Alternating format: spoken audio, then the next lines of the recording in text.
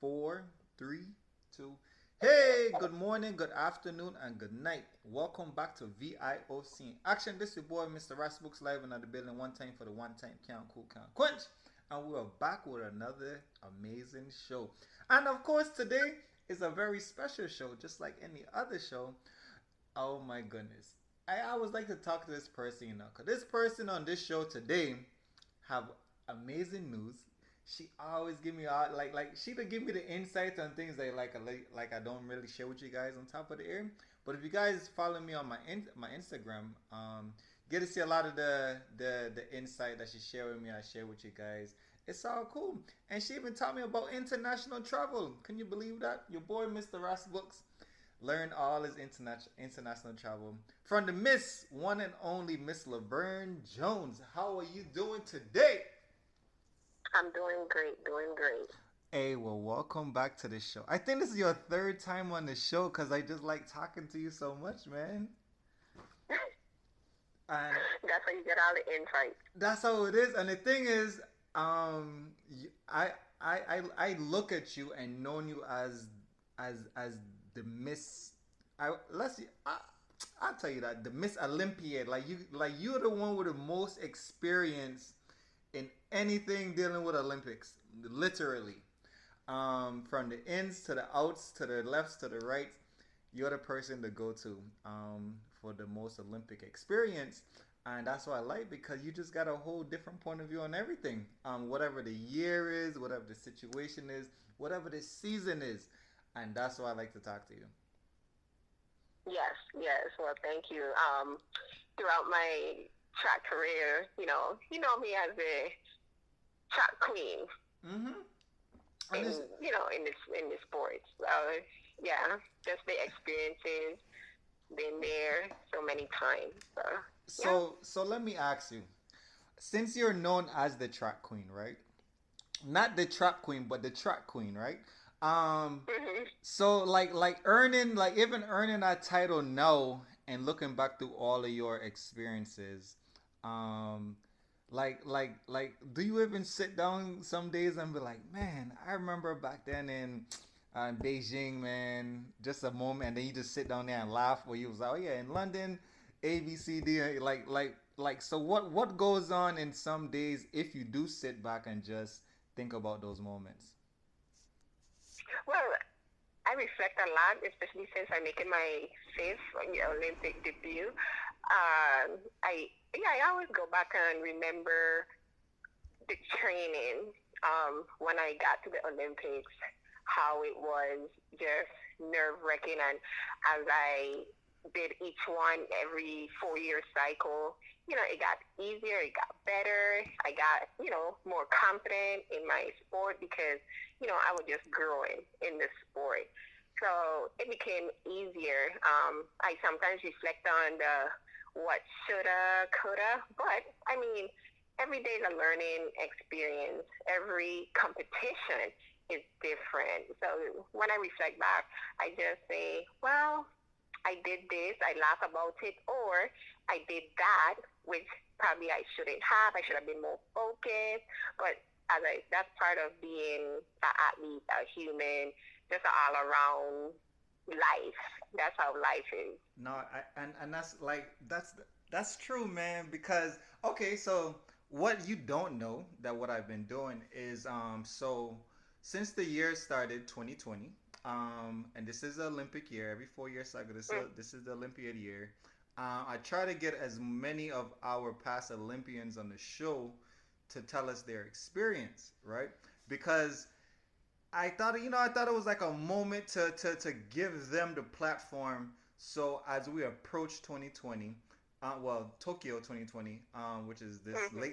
late this summer, that everybody get to like, oh, okay, I remember in listening to the show, such and such. Laverne said that, oh, that's the moment what she was having right there. I could see it right there. I could imagine it. You know what I mean?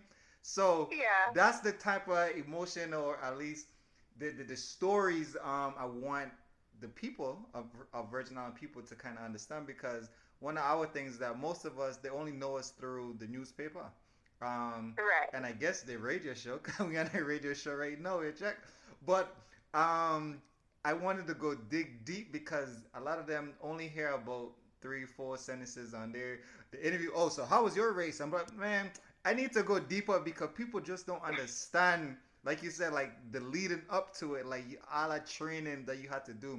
Like you know how much cramps you had to get. You know what I mean? You know how much Yeah, Charlie yeah. horses and pull muscle and just like coach another one. Like, dude, I could barely lift my foot, and you want me to run around here another 400 or another 200? Like, really, coach? Right. You know what I mean? So, this is what I've been. Well, you know, in other events, because we just ain't talking about. Well, we are on this show just for track and field, but everybody else that kind of been, they've been in some other event, other sports, and Right. it still come through the same way. I will come back to the core of, man, just that hard work you had to put in, and then boom, the goal. Well, the goal as in making it to Olympics. So let's Mhm. start off with saying, like, on your first goal, well, your first Olympic year, which one that was? 04? Was that 04? Go for it. Yes. Okay, Yes. so going back to way 04, back a yard back then. So Right. almost, what was that, 04? So we talking almost 16 years ago. Yeah. Which, what is the age limit now for some Olympics? I think it is 16, right? Well, like, no, I guess it depends on the event This, because gymnastics yeah. they have some really To young people, start. right? 16. Okay, so pretty much your first Olympics, somebody could have just been born in 04, and then this year, I guarantee you, we're gonna have a 16-year-old this year, and they're gonna be like, "This is my first Olympics," and you're gonna be like, Mhm. "Child, I done went through 5 of these things already." Let me tell you. So your fifth, their first. Let me hear First. about your first Olympic, like your surreal moment in life. Well, my first Olympics, I didn't know about Olympics. That's the thing. I didn't know what what Olympics was about. All Mm-hmm. I know was the sport track. All I know was running. I didn't know it was a specific, you know, sport. And this is in high school. Right. Now, as I grew and went into college, that's when I said, oh, this could pave my way, this paving my way for my paid education. Okay. So when I worked hard and when I found out I qualified for the Olympics, and I learned about Olympics, to be honest, through my husband, Steven, Mm-hmm. because he was on the Virgin Islands national team back in the 90s. So that's how I learned about Olympics. And then I got a more understanding about this Olympic journey. But in college, when I qualified a standard for the Olympics, I was like, oh, and the federation, the Olympic Committee, Right, right. they recognize us because they keep up with the athletes. And when I qualified and I got there, and it was in Greece, the origin of Olympics, Right, right. I said, "Oh wow, this wow, we're all this sports. You've seen all the famous athletes, which I'm not, struck on big athletes because I didn't know about these big famous athletes and stuff like that. But Mm-hmm. my first go around, it was just the crowd. You know, the crowd, how much the big stadium that holds, over like 15,000 people. You see the camera flashing, and me, this little girl who still in college, running against these big, strong, professional girls who do this as a living. Yeah, I was nervous, And but I just said, you know what, this is like any other race in college, but wait, and you have to and this was Oklahoma University, right? correct Okay. University of Oklahoma. Yes. All right. OU, got you. Mhm. Mm-hmm. Yeah. So I went, and I just say, look at it as any other race, but prior to the Olympics, I already had a full collegiate season. So I'm not going in there fresh. I'm just going in there, running on fumes, whatever talent I have, whatever is left. So that was my first Olympic experience. Just nervous going in there and just looking at it as any other of my collegiate races.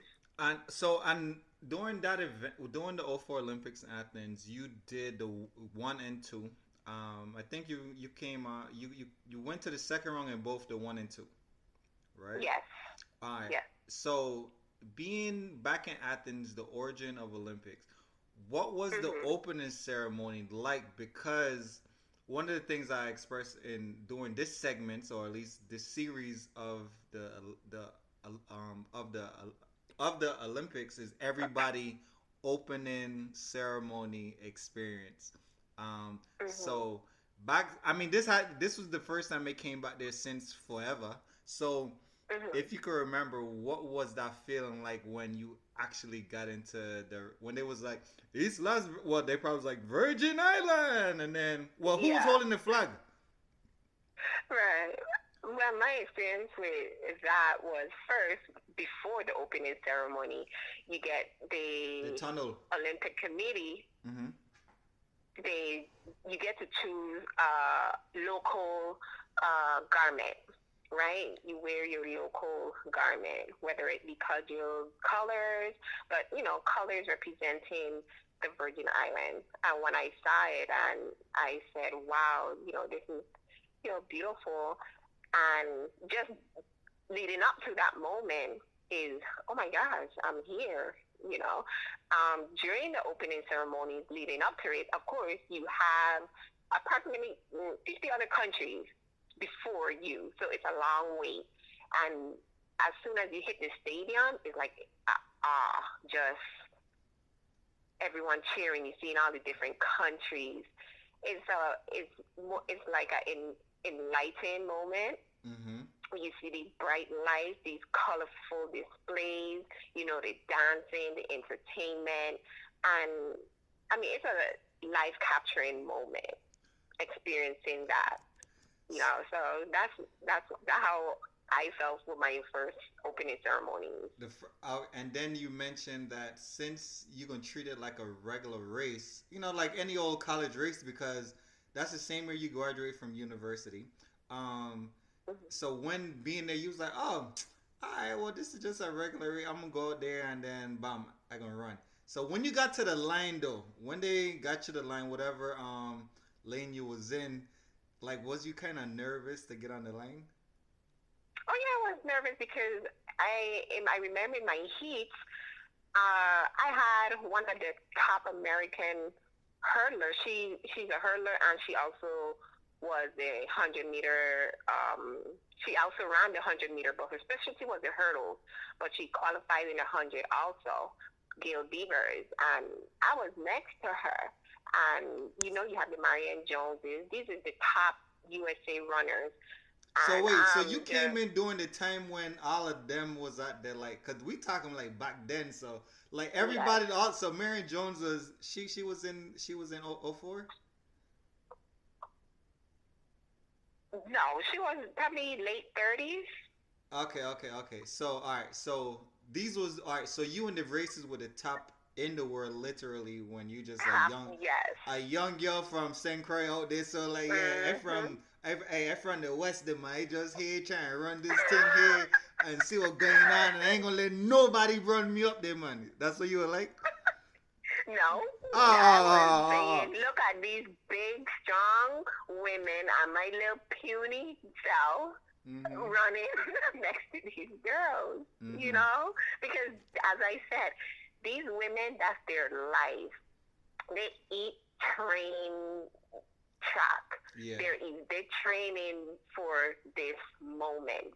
Me, I wasn't training for this moment. I just training to bring my team, my university team, points for my championship, for Right. my Big 12 conference. But this is their life. This is how, they feed their family, they feed themselves. This is their 9 to 5. So I'm on the line with these women, and I'm like, okay, I just have to do what I have to do. Just Mhm. run your race. Just run your race. Dang. I just I mean, well, I guess no, because at the time when you learn about the Olympics and the time when I Mhm. learned about the Olympics, like you said, like you really didn't know about it. So then it was like, oh, okay, so we talking about the world's best athletes here. There's another place, and Mhm. then me going in to like track and field on that on the professional side. I'm like, oh, okay, I already know what guy I do. You know what I mean? So it's a little different than somebody knowing what they have to do and knowing where they are Exactly. than not knowing. So I guess I well, I And say my you limitation, as I said, was just scoring points, right. getting, top five at my NCAA and my Big 12 championship, my collegiate races. And I think you was also one of the first females at Oklahoma to compete in the Yes, Olympics. So yes, that's correct. that's even within itself. You like, oh, I graduate this year, but I still become one of the first females here. So you probably open up doors for OU to recruit athletes. But like, yeah, man, we produce this athlete over here. She from the Virgin Yeah, Islands, but she represent us in the Olympics and everything. And people was like, oh snap, like, oh, you got a track team? Okay, that I can see what's going on. right. All right, I can see that. All right, so in Athens, cause we still in 004. In Athens, did you get any Greek salad? What kind of question? Of So course. the reason why I The asked because Mediterranean, of course. it's all The so olive oil, they the olive all oil. right, but the thing is, so people, a lot of people, I don't think they had a official Greek salad before, right? And the thing, cause we, I went over there for the Olympic Academy back in Mhm. 2016, and where we were standing in Olympia. That's where we was at, literally in Olympia. Mhm. And I was like, wait a second, this Greek salad tastes way different than the original Greek salad that we've been having, on the western side. And when I mean this thing was fresh, I mean the lady was outside. She picked the lettuce, the the olive, the onion, and then Mhm. tomato, and I was like, oh, this is what it is, fresh, fresh, fresh. So that's why I asked. That was the biggest thing on that trip that we went over there was the Greek salad, and I really did enjoy it a lot. So yeah. Yes, yes, yes. And at the Olympics, you have people. You have um other states of other other ethnic foods because Mm-hmm. they just don't cater to one food. Because some people they might be vegetarian, some people you know don't don't eat certain foods because of allergies. So it have an array. But of course, when you in a particular country, you want to taste their local fresh food. Definitely, I'm always Yes, with the I got local to. vibe. So when you finish '04 Olympics and so what did you do after Olympics? Did you come back home, or Well, what was life then? you going back. I had to finish up school Okay. because I still my track season was over, but I had to return and finish Mm-hmm. up with my classes Okay. so I could, graduate. All right. So you came back and everything was like, okay, back for Olympics now. Is I think this is what I want to do. Yeah, I. yeah. So was that then And you I did made? so well. I did so well, No, I know you in my did. collegiate Right. that I had agents coming looking for me, Mm-hmm. calling my collegiate coach, and I spoke to one, and I liked him, and that's where I got my first shoe contract. So now it became my lifestyle, my bread and butter. Oh, so it was literally like a dream come true. Well, a dream that you actually It was an never really had though, opportunity. It was an because opportunity because I never dreamt of it. right, right. It was So never a it's dream, So I call it more of an opportunity. all right. Well, I'm gonna tell you that's a dream come through because some people dream of becoming the Olympian and then having an agent and what I mean sponsor you Yeah.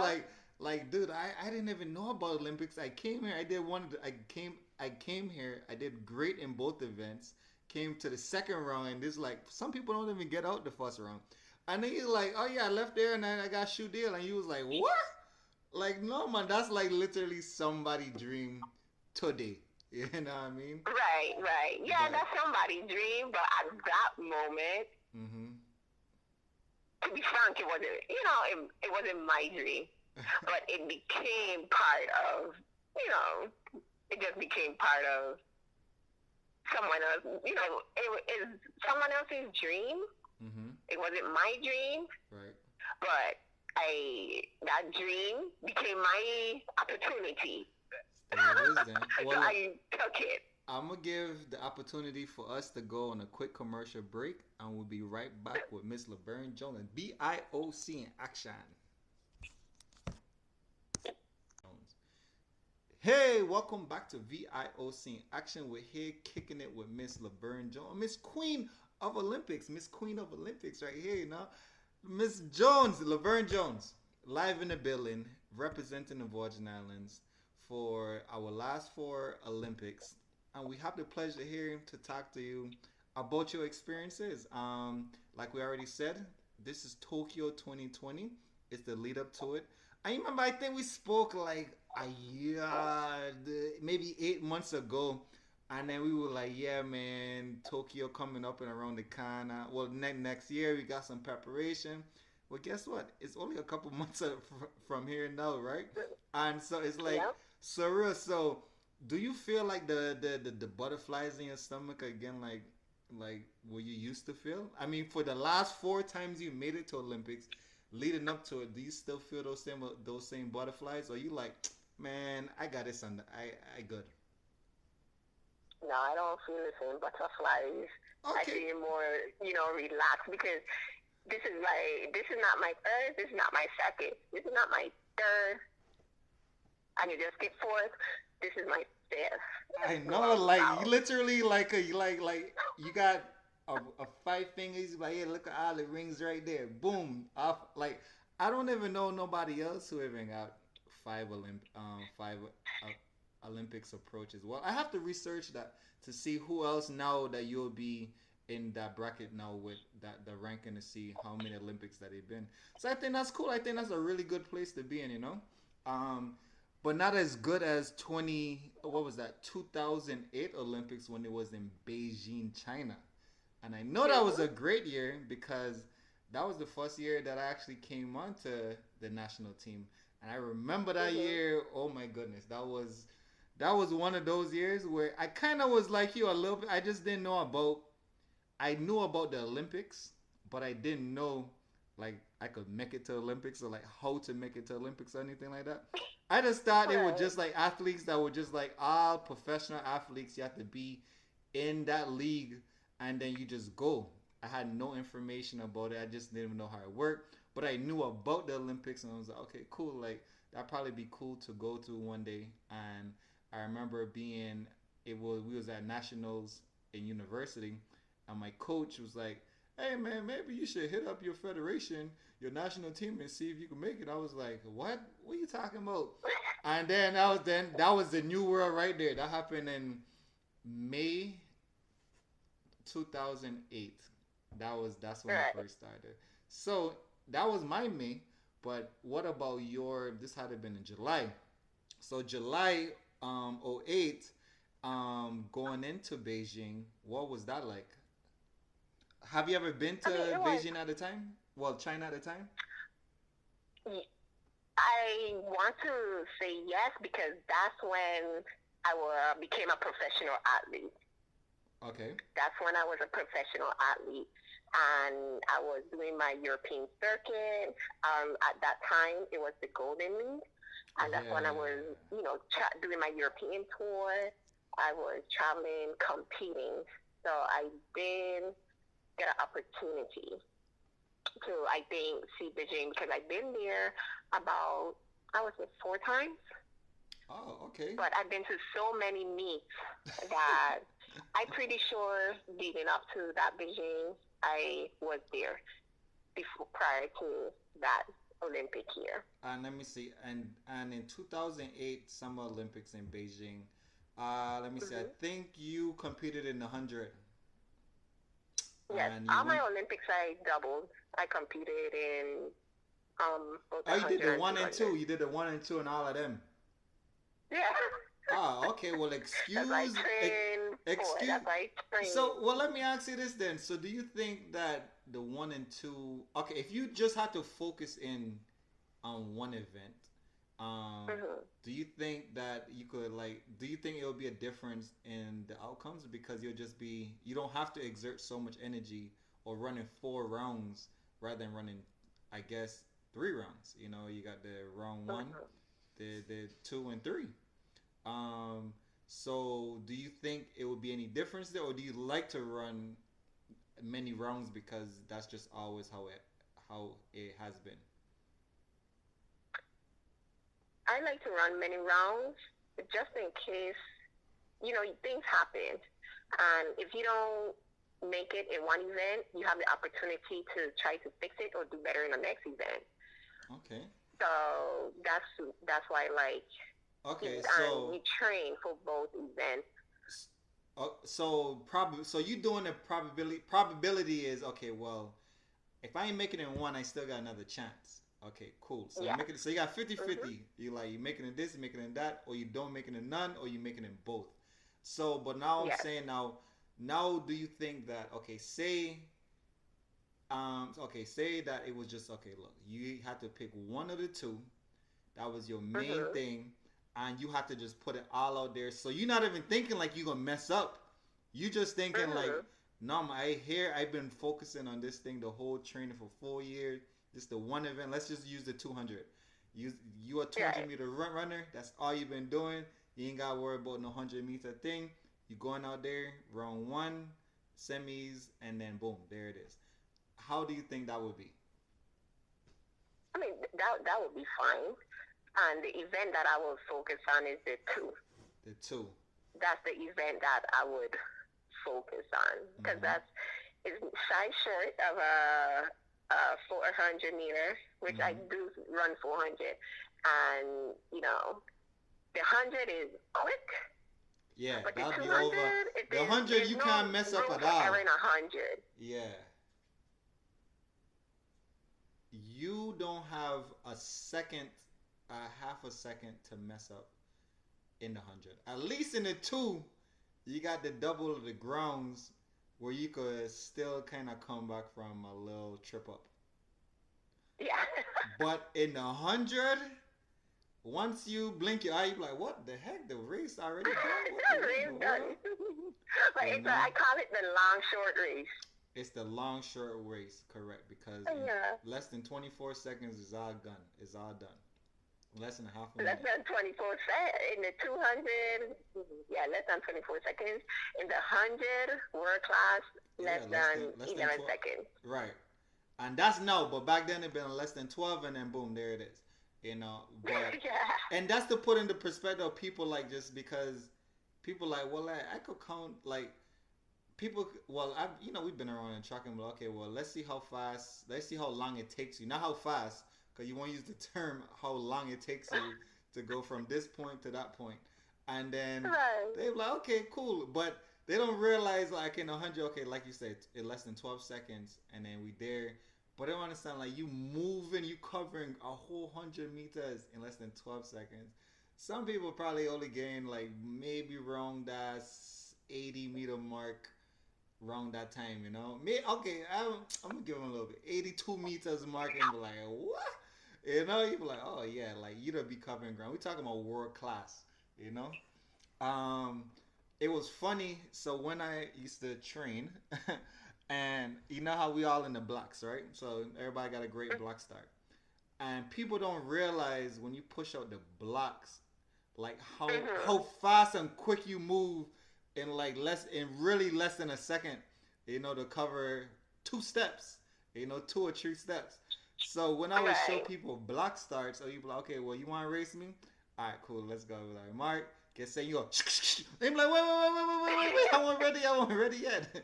And I be like, man, no, you don't want to race, man. Like you know what I mean?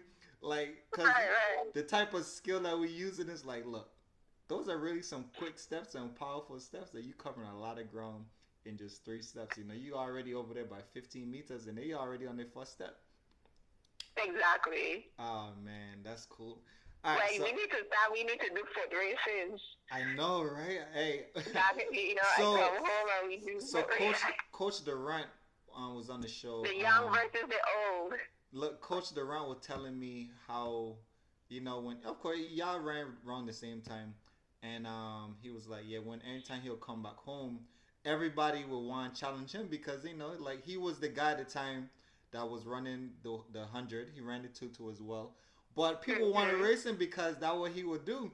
So he'll be like, man, he'll just come out there. People be like, yeah, man, Durant, they want to race you right now. He'll be like, dude, ain't they warm up for nothing? But the thing is, like regular people, they don't have to warm up and stuff. Like they never get injured if they just never get injured. And it's so loose. Dude, they so loose. I don't understand what it is where when you're not an athlete, you might be athletic but not an athlete, and you don't have to warm up. And you be like, yo, like, what a second, how you just, So that he was sharing some stories with me where he'll go home and like everybody want to race him and everything. Of course, they always beat him. But he did say they did give him a good challenge, and he was surprised at that because he was like, well, why y'all ain't running them? Because if they're keeping up with the Olympian, they should definitely with some training definitely should have been on the team too. And these are people his age or would have been a little bit younger than them at the time because everybody wanted to challenge him.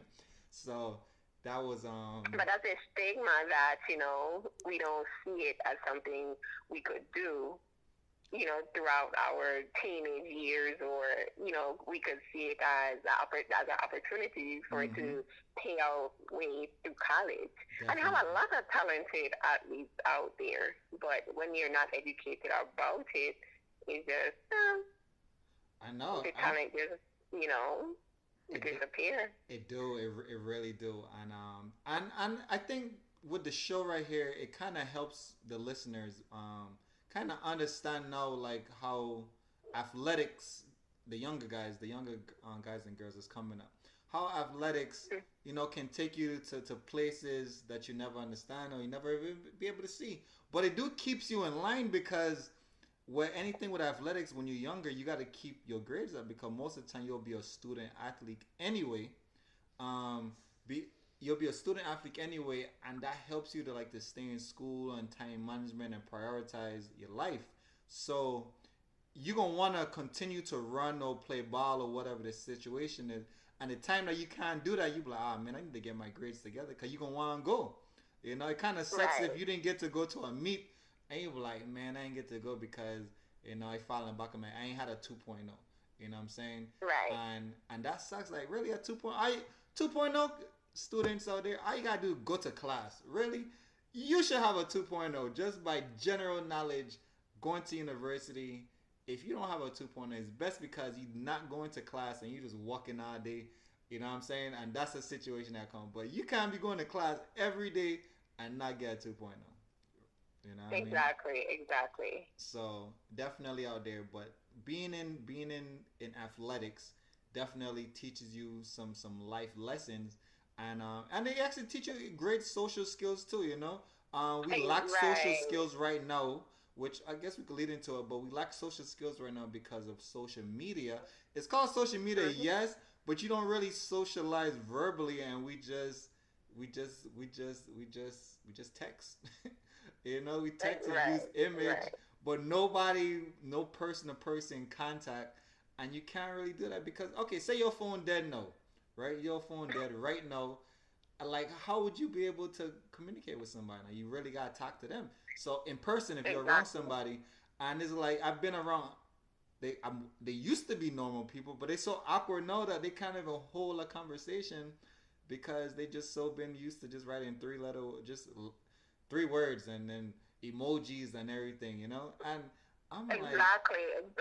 Like what? So unless we going into the world where we just not gonna be able to socialize verbally, and we just gonna use everything with just text and emojis, well then shoots, that's a whole different type of a world that we enter in. But I don't think we're gonna be entering into that world anytime soon now. And I could see the lack of I guess you could say going from the different groups where the groups them just like the younger kids them they can't articulate anything and they just it kind of sucks. So schoolers, y'all need to stay in school. Don't be a fool and learn to have a conversation. And communication, as they always say, will be the key. And Exactly. And being on a sport, being on uh, athletic team or mhm, any team, you need to learn to communicate because if you not even in track because they say track is an individual sport. Yes, it is. But any team sport or even with track, you have the relays. We have to know how to verbalize things. We have to learn if you feeling something hurt or something don't feel right, you have to know how to verbalize it, explain it into details. mhm, Because right now I'm coaching middle school. I'm using my expertise and sharing my talents, my experiences with coaching middle school track. And some of these athletes may be feeling some discomfort in mhm, their stomach and they don't know how to express it. They're saying they might have ate too much before they come to training. They're saying, my tummy hurt. Okay, what kind of hurt it is? Is it a cramp? Is it mhm. just you too full? Your food hasn't been digested yet? So all of that, if they hurt a muscle, is it just tight and sore, or did you pull it, or did you slightly strain it? All those things, as you were saying, Nah, it's true, put and into that communication. they All of definitely that. do. Hmm. So let me ask you. In 2012, before 2012, Mhm. our ladies national team, yes, um, we had an opportunity to run a 4x100 meter relay, which is great because never in a lifetime our ladies had an opportunity to run a relay. So when you guys And this did, is in 2012. this was back. This is the first time. Well, this is the first time that in your time and in my time that we ever seen a ladies team when we actually ran a relay once. I think it was once or twice, and this was in Bahamas at an invitational, and it was at not Nassau, but what's the other it will point full. What's the other Freeport? Freeport. When Freeport had a meet Mhm. there, we had a chance to run it, and it was with Miss Peters, Miss Kirby, and what's Sherma? Well, and Sherma. Sherma, I don't know your last name. I apologize. And you don't remember Okay, that I don't one? remember that. That was Yep. I don't remember that one. Yep. We ran it there. And well, it was just the first time we ran it. It was cool. And I was gonna just talk about the communication part because this was literally no practice. We just had four women happen to be at the meet, and it was like, shoot, let's run a relay. And not that the communication was off because it was off, but you guys are so excited because you guys are on a team. We actually ran a relay. We were like, oh my god, you ran a relay. And then that was the last Mhm. time that ever happened until then because we just never had full sprinters on the same team to be Right. able to do it. Which we are looking right now. Virgin Islands, listen up. Yes, young ladies out there that's interested in track and field. Um, Please let me know where you're at. I'll find you guys somewhere because we're looking for some sprinters so we can at least have a 4x1. I'm a 4x4. Any one of them. We want a relay team. Anyone, you have a Right. 4x1, a Um, 4x2, 4x4. Anything, full anything. We run a DMR, something. You know what I mean? Oh man, that would be cool. So even leaving that relay, going to 2012, which was your fastest year, you had set the Mhm. national record for the 100. I think at 11:07, but you had a win aided that same year, 1107. 11:07, 1107. and you had a win aided time of 10:91 that year. Yeah. Um, so how did that feel though going into Olympics running your fastest time? And by the way, guys, yes, I did say 10:91. So if you guys are running 11 right now, you guys need to come to practice. You understand? Okay. right. So how was the Olympics in 2012? I call that my best Olympic experience ever. It was, I worked hard, and the year prior to that, that's when I got pregnant Right, you and had a gave daughter. birth to Mm-hmm. a son.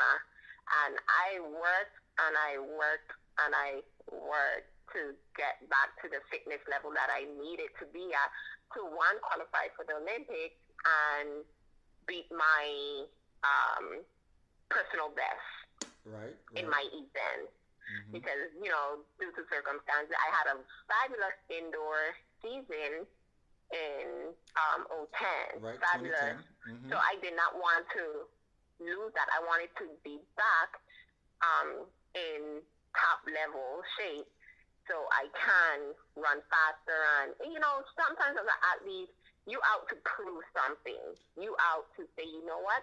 I could get back in shape. I could, do this. So I was training twice a day. I was breastfeeding, wake up 4 o'clock in the morning, pump milk, go train, come back home, breastfeed, rest a little, go train again. So the work that I put in, I was excited. I was confident going in because I know what I did to get back on that fitness level and that competing so I could run fast. And so that was my best Olympic year. And by the way, guys, back in 2010, and that 60 meters, that was at 7.97. I mean 6.97. Okay, no, sorry, see, I hear you, Queen. Yeah, man, 6.97. 6 fastest in history. So if you guys are running, at least I've gotten close. And when I watch those races, I'm here. That's when I get nervous. So, to see if I can drop down to number 7. You see that? All right, we'll see. Well, we're gonna drop down and get a quick commercial break, and be right back in VIOC action with my girl, Mr. LaVerne Jones, letting us know how to tingle for the tingle. One. Hey, welcome back to VIOC action. We're sitting down here with my girl, Miss LaVerne Jones, getting all the insight on, guess what, all her Olympic experiences.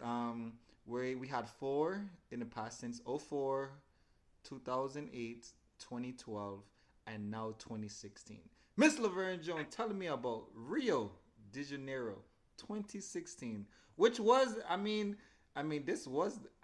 think this was the Olympics of all Olympics because it's Rio. Like, who don't want to go to Olympics in Rio in 2016? How was that experience? And I know they had a situation out there because of the Zika situation, so you could kind of tell me how, how did that go? Well, that was a trial and error year because not everybody could make it to a 4th Olympics because after my 2012 Olympics, I did so great. But at some point, your body starts to break down. It's like, okay. Mm-hmm. You suffer from injuries. You're tired. You have to switch up your training plan. I'm older. You can't train as hard as when you 24, 25. So I had to be smart with my training. I did go through some injuries.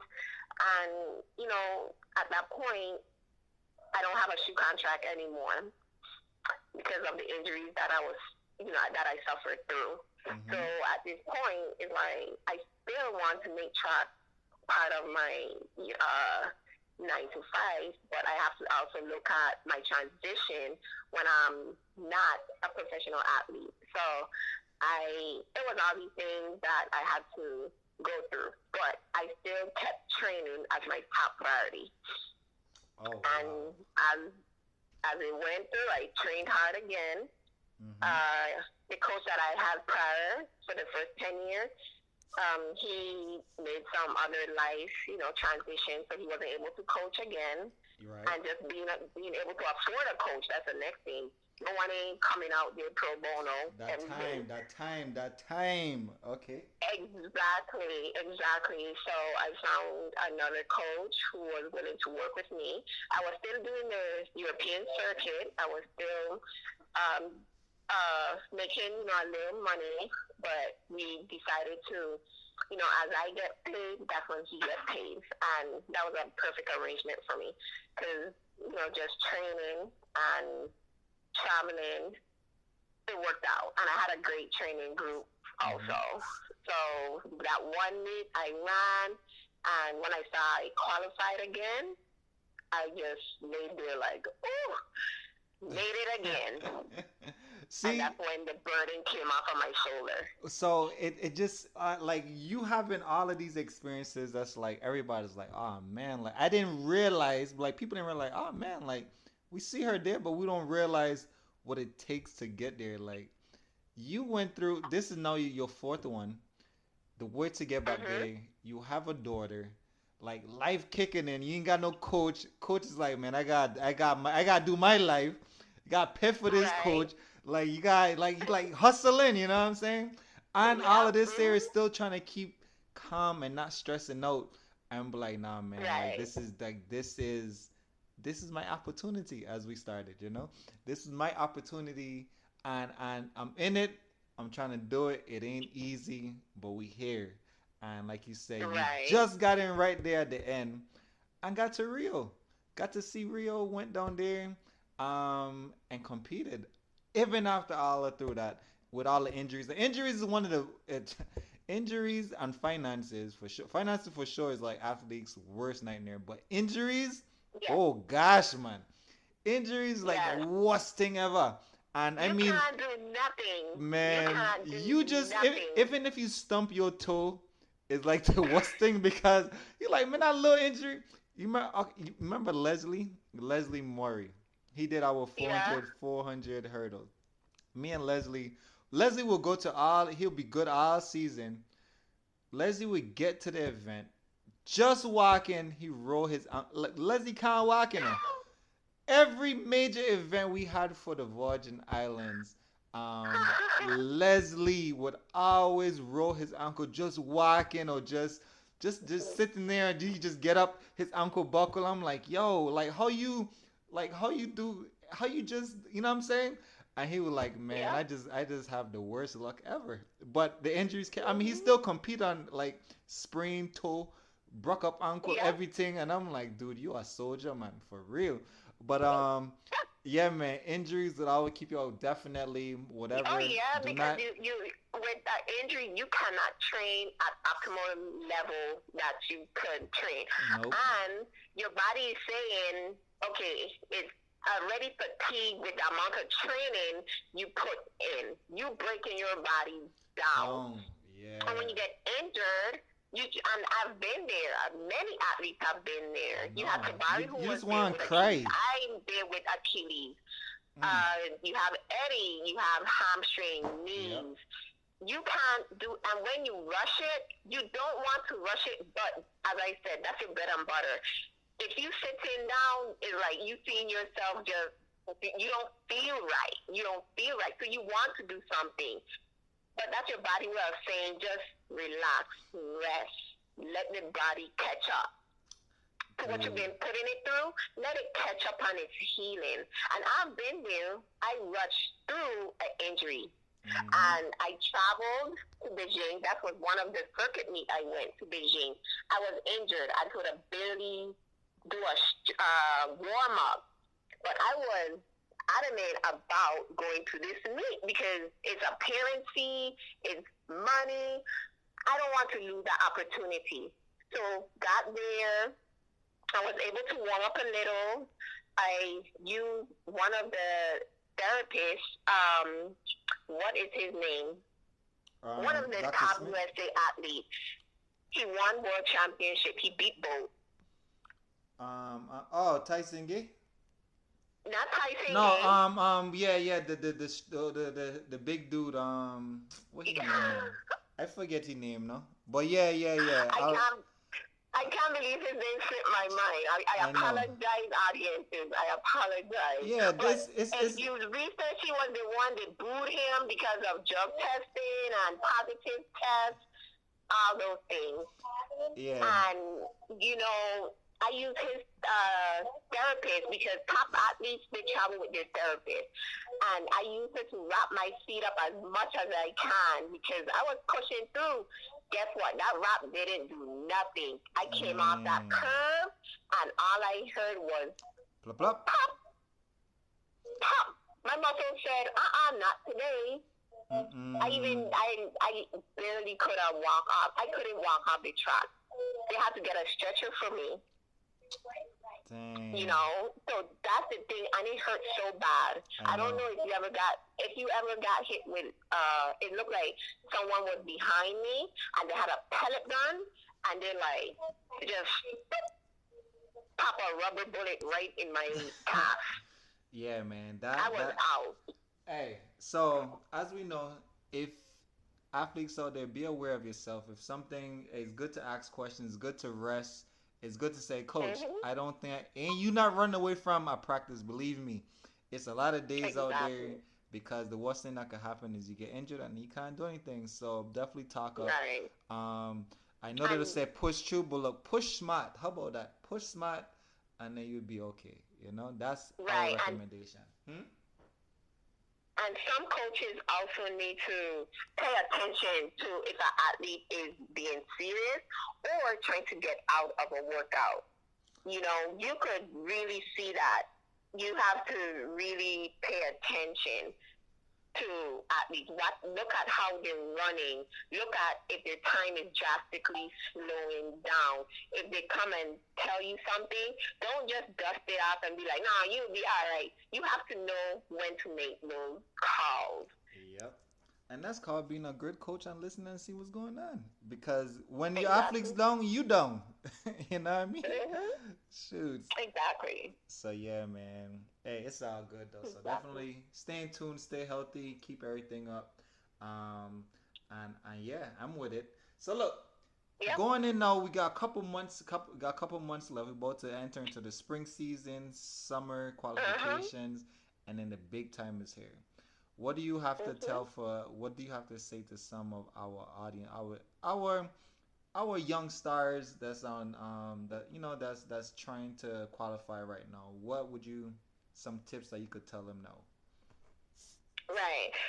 Well, I'm trying to qualify myself for my fifth debut, but just as a younger athlete, you know your body, keep putting in the work, be transparent with yourself, be transparent with your coach, Mm-hmm. and I know it's cliche, just stay focused on your goal. And in reality, you may or may not make your goal, but you have to tell yourself, did you give it all? Mm-hmm. You didn't take no shortcuts. Once you know you give it your all, that's all that matters. If it's for you, it's for you. All right. See, But that's you it. have to put that work in. You have to put that work in. All right. See that. Hey, I'm with it. We learning from the best. You done did it 4 times, so apparently you know. Apparently you know what's going on. You know something. So Right. listeners out there, listening, Yeah. man. Miss Laverne Because Jones know what's going on. and let me say one more at this point, and I can only speak on my experiences that, at this point in my life, there's many other more responsibilities on my shoulder than when I was in my prime. There's like 20 more other responsibilities. But guess what? I find time. I train on Sundays now. I would never train on Sunday. But guess what? That's the sacrifice I'm making right Mm-hmm. now is training on Sunday. You see it there. So people out there, it's always you could find time. It's always you could find it if you really want it. You could find it. So see it there. Mm-hmm. So and I'm with it. I Miss Laverne Jones. Thank you for coming on our show today. Definitely appreciate you having you here, giving us your experience. in all of your Olympics, and Tokyo 2020 coming up. We done saying we coming for it. Uh, is there any place that our listeners could get you at? You got a Facebook fan page. What you have out there for us? All I have for you is so I'm not the social media. I keep preaching I'm not the social media bug, but I do have a fan page, which is my full name, LaVerne Jones-Ferrett. Alright. I See, don't remember my Instagram. I don't have an Instagram. Even if you check it, I'm not on there. don't But worry, don't definitely worry. Facebook, my fan page, Mm-hmm. LaVerne Jones-Ferrett. Alright, and guess what? If they want you, they could just reach me. It's all good to go. They could do. Yes. You guys could just go on my Facebook. No, go on my Instagram at B17BOOKIE. Hit me up there. I'll get back to you within that day, a couple of hours. Or you can log on to VirginIslandOlympics.org or Virgin Islands Yeah. Olympics Committee on our Facebook page. Check us out over there. Hey, go out there, send a message in. I'll respond back to you. Or you can call us over here. And let me send, and Leon, before you go, let me send a shout out. Oh yeah, we'll Not send a only to shout the out to your Olympic thing. Committee, but the Virgin Islands Track and Field Federation for having my back, for having all athletes back, and supporting the athletes. Whenever we always have to go through the federation before we go to the Olympic Committee. Mm-hmm. So you always, you have the Sports Federation and then you have the Olympic Committee. So I want to give a big shout out to both. Well, see, this shout out is completed. I would definitely educate people on how that goes because a lot of people, even up to last week, they don't really know how to get in contact. They think everybody's one. We're gonna explain it and break it down to some of the other, even the athletes, some of the other athletes in other federations that don't understand, or some people in the community.